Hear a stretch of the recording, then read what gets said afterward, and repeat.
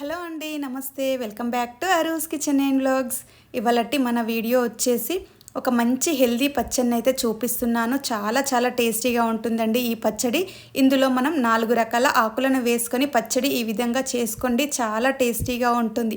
ఇలా పచ్చడి చేసుకొని కాస్త వేడివేడి అన్నంలో కాస్త నెయ్యి వేసుకొని ఈ పచ్చడి పెట్టుకొని తినండి. టేస్ట్ అయితే చాలా చాలా బాగుంటుంది. ఇందులో అన్ని ఆకులు వేసుకొని చేస్తాం కాబట్టి ఈ పచ్చడి హెల్త్కి కూడా చాలా మంచిది. దీనిని మనం స్టోర్ కూడా చేసుకోవచ్చు. ఈ పచ్చడిని ఇప్పుడు ఏ విధంగా చేసుకోవాలో చూసేద్దాం. వీడియోని ఎక్కడ స్కిప్ చేయకుండా చూసేయండి. చూసి మీరు కూడా తప్పకుండా ట్రై చేయండి. దీనికోసం నేను ఇక్కడ ఒక గుప్పెడు వరకు పుదీనాను తీసుకున్నాను. ఇలా పుదీనాను తీసుకొని ఫ్రెష్గా కడుక్కొని పెట్టుకోవాలి. ఆ తర్వాత ఇక్కడ గోంగూరను కూడా ఒక గుప్పెడు వచ్చే విధంగా ఒక కట్ట గుప్పెడు వస్తుంది మనకి. ఒక కట్టకి ఇది తీసుకొని ఫ్రెష్గా కడుక్కొని పక్కన పెట్టుకోవాలి. ఆ తర్వాత కొత్తిమీర కూడా సేమ్ క్వాంటిటీలో తీసుకోవాలి. ఇలా కొత్తిమీర తర్వాత మునగాకును కూడా ఇలా కడుక్కొని వేసుకోవాలి. ఇక్కడ మునగాకు మనం కాస్త ఎక్కువ వేసుకున్నా పర్వాలేదండి. మనకి మునగాకు అయితే హెల్త్కి చాలా మంచిది కాబట్టి వీటన్నింటికంటే కొంచెం ఎక్కువ వేసుకున్నా పర్వాలేదు. మనం మునగాకుని ఇలా కడుక్కునేసరికి మునగాకు కొంచెం ఇలా అయిపోయింది. ఇప్పుడు కొద్దిగా కరివేపాకును కూడా తీసుకుంటున్నాను. ఇక్కడ కరివేపాకు కొంచెం క్వాంటిటీ తగ్గించుకోవచ్చు. ఇక్కడ చూసారు కదా, మనం ఇక్కడ తీసుకున్న ఈ అన్ని రకాల ఆకులని ఈక్వల్ క్వాంటిటీలో తీసుకోవాలి. మునగాకు కొంచెం ఎక్కువ తీసుకుంటే మనకి హెల్త్కి మంచిది కాబట్టి కాస్త ఎక్కువ తీసుకున్నాను నేను. ఇక్కడ నేను కరివేపాకు మాత్రం కొంచెం తక్కువ క్వాంటిటీలో తీసుకున్నాను. మిగిలినవన్నీ ఈక్వల్ క్వాంటిటీలో తీసుకోవాలి. మునగాకు మాత్రం కొంచెం ఎక్కువే తీసుకోవాలి, మనకి మంచిది కాబట్టి హెల్త్కి.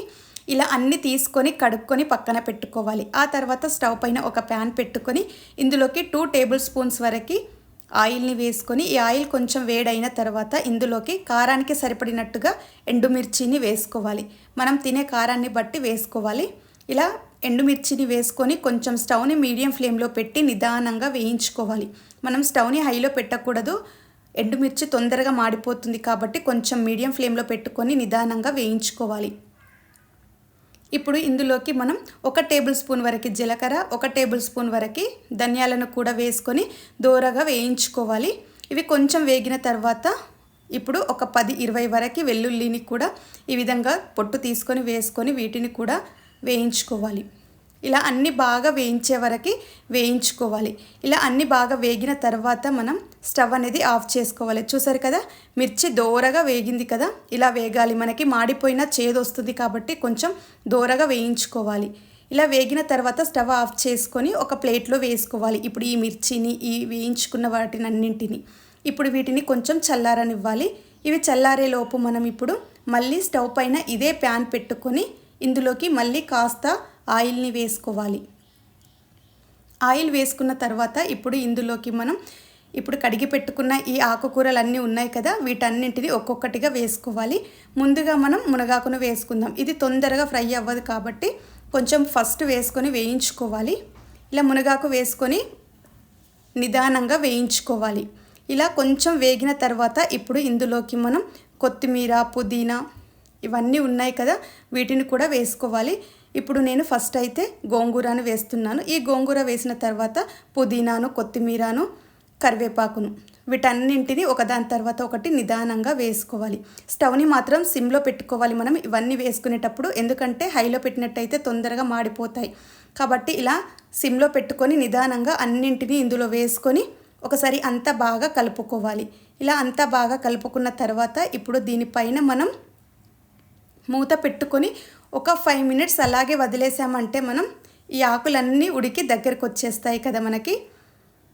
ఈ విధంగా ఒక 2-3 మినిట్స్ తర్వాత మనం మూత తీసి చూసినట్లయితే చూసారు కదా, ఇలా దగ్గరికి వచ్చేస్తుంది మనకి.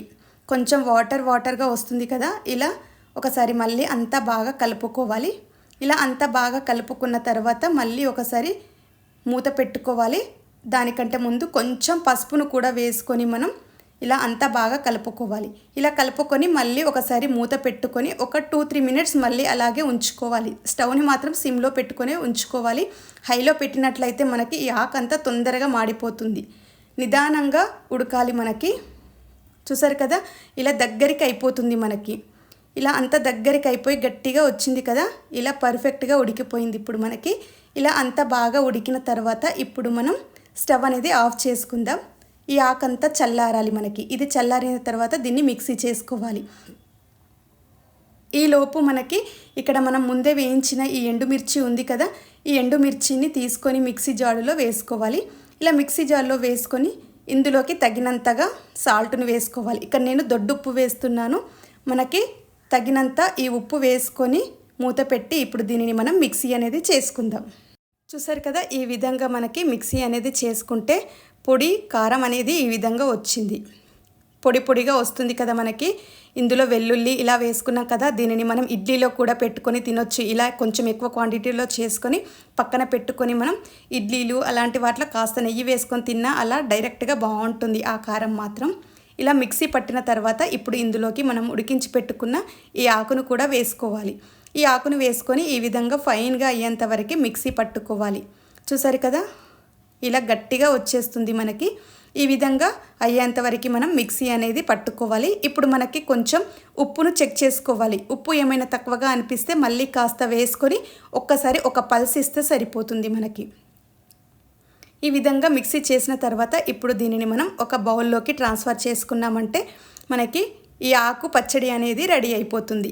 ఇందులో మనం అన్ని మంచి మంచి ఆకులని వేసుకొని పచ్చడి చేసుకున్నాం కదా, చాలా చాలా టేస్టీగా ఉంటుందండి. తప్పకుండా ట్రై చేయండి మీరు కూడా. ఈ విధంగా ఒకసారి చేసుకొని వేడివేడి అన్నంలో కాస్త నెయ్యి వేసుకొని తినండి. చాలా చాలా టేస్టీగా ఉంటుంది. దీనిని మనం ఎక్కువ రోజులు స్టోర్ కూడా చేసుకోవచ్చు. ఫ్రిడ్జ్లో పెట్టుకుంటే మనకి నెల రోజుల వరకు పాడవ్వకుండా ఉంటుందండి. చాలా బాగుంటుంది. తప్పకుండా మీరు కూడా ఒకసారి ఈ విధంగా ట్రై చేయండి. ఇందులో మనం ఎక్కువగా మునగాకు వేసుకున్నాం కాబట్టి ఈ మునగాకు మనకు హెల్త్కి చాలా మంచిది. మునగాకు ఒకటే కాదండి, మనం ఇందులో కరివేపాకు, పుదీనా ఇవన్నీ వేసుకున్నాం కదా. పిల్లలు డైరెక్ట్గా మనం కర్రీలో వేస్తుంటే ఏరేస్తూ ఉంటారు కదా, ఈ కరివేపాకు లాంటివి ఇలా డైరెక్ట్గా 4 రకాల ఆకులను వేసుకొని మనం ఈ విధంగా చట్నీ అనేది చేసుకున్నామంటే పిల్లలకు కనబడదు, అందులో మన ఒంటికి కూడా చాలా మంచిది. ఈ విధంగా చేసి వేడివేడి అన్నంలో కాస్త నెయ్యి వేసి పెట్టండి. పిల్లలు చాలా ఇష్టంగా తింటారు. ఇందులో అన్ని హెల్త్ బెనిఫిట్స్ ఉన్నాయి కాబట్టి మీరు కూడా తప్పకుండా ఒకసారి ఈ విధంగా ట్రై చేసి చూడండి. చాలా చాలా టేస్టీగా ఉంటుంది. అలాగే మీరు చేసిన తర్వాత కూడా ఎలా వచ్చిందో కూడా నాకు తప్పకుండా కమెంట్ సెక్షన్లో కమెంట్ చేయండి. ఈ వీడియో కనుక మీకు నచ్చినట్లయితే ఒక లైక్ చేయండి, షేర్ చేయండి. మరిన్ని మంచి మంచి వీడియోల కోసం మన ఛానల్ని సబ్స్క్రైబ్ చేసుకోండి. Thank you for watching.